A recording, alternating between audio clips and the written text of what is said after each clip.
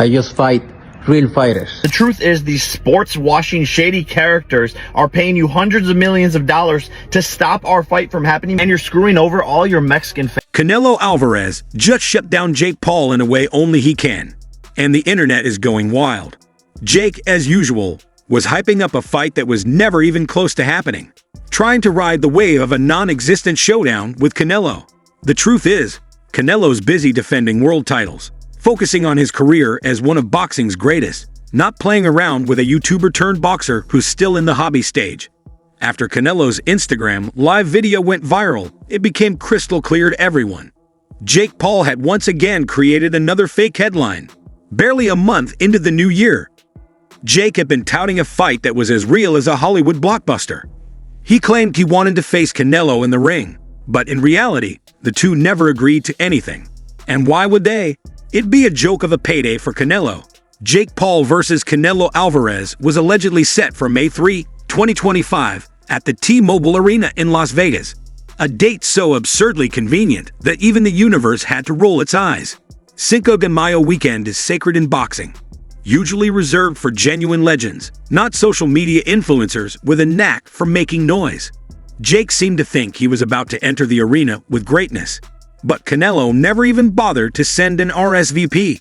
What's even more bizarre is how the reports about this fight started gaining traction, especially the timing. Was it all part of some kind of litmus test?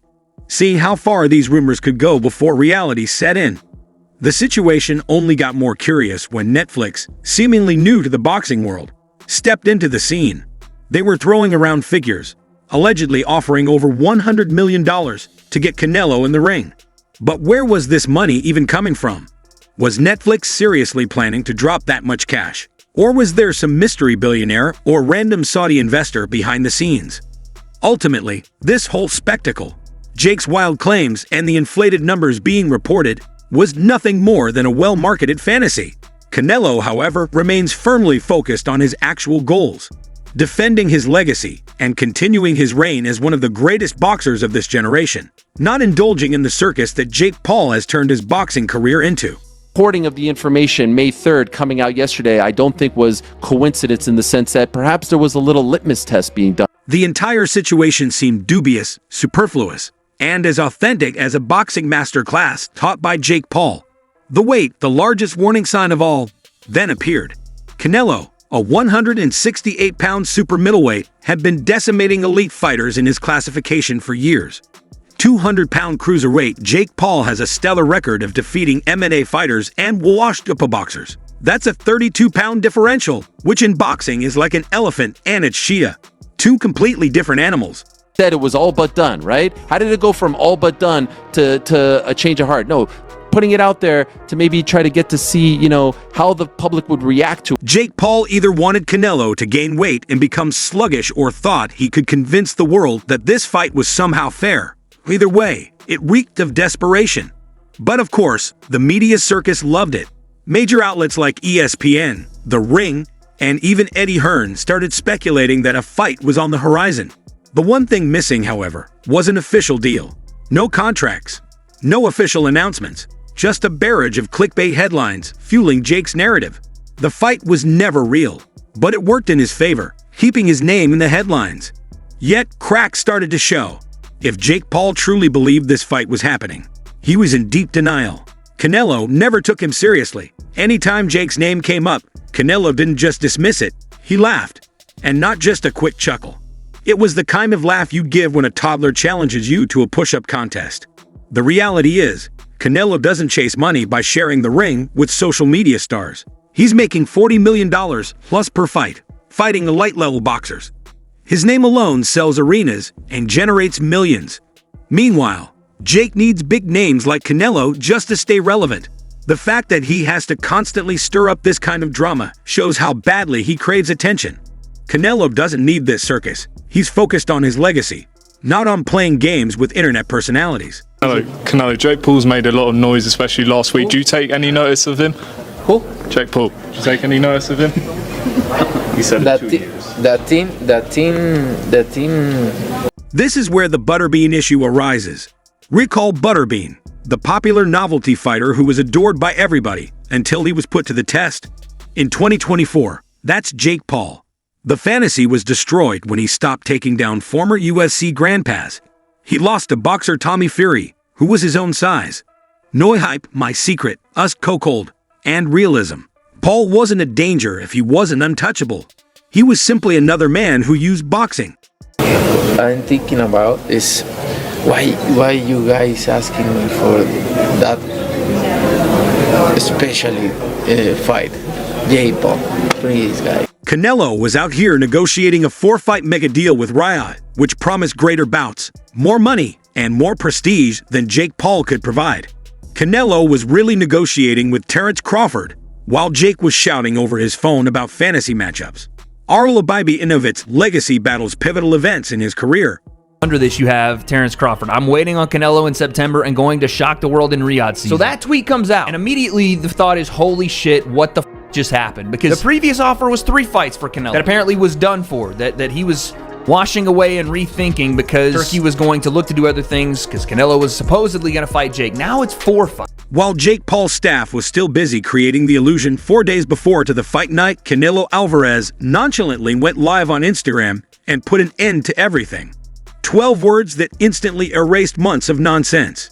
No grand declaration, no long speech. That was it. For weeks, Jake Paul and MVP had been promoting this fight as if it were set in stone. Articles had been written, social media was humming, and all it took was Canelo casually destroying a whole PR operation in real time. If he was indeed going to face one of the best boxers alive, Ake even shared training clips. But Canelo's one-liner brought the entire scenario to a head. Guys, don't pay attention in anything in this f***ing YouTuber. I just fight real fighters. Don't f***ing around with Canelo. The most amusing aspect is that only MVP Jake Paul and a few cleverly evasive sources ever said that this battle was taking place. News of advanced conversations began to circulate back in March. Between Jake and Canelo, there was no formal confirmation. But he, The Ring, ESPN, and Eddie Hearn all made conjectural remarks.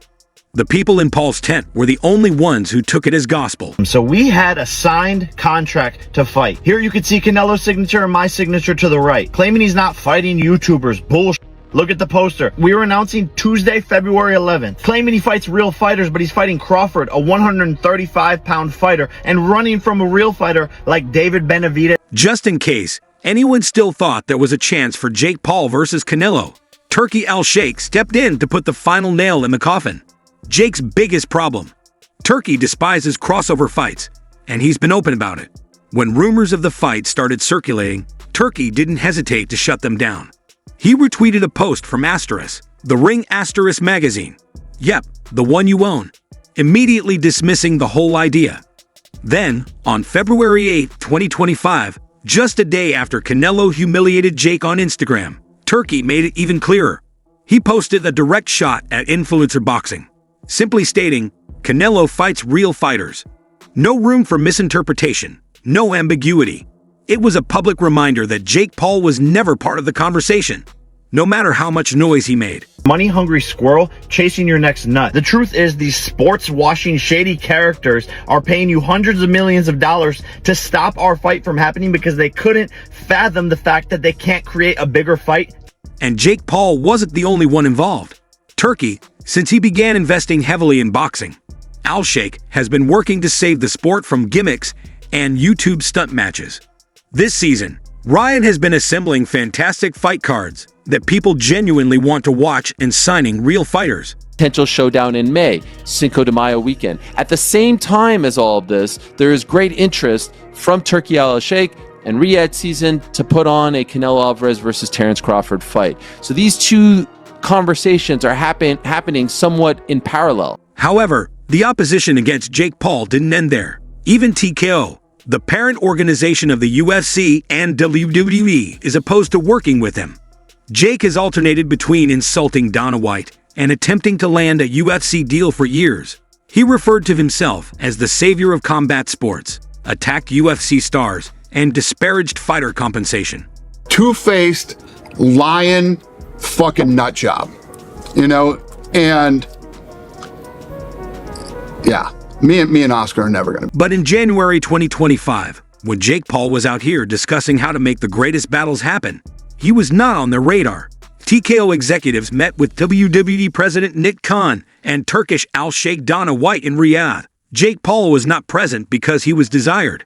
Riot Season has a close relationship with the UFC and WWE.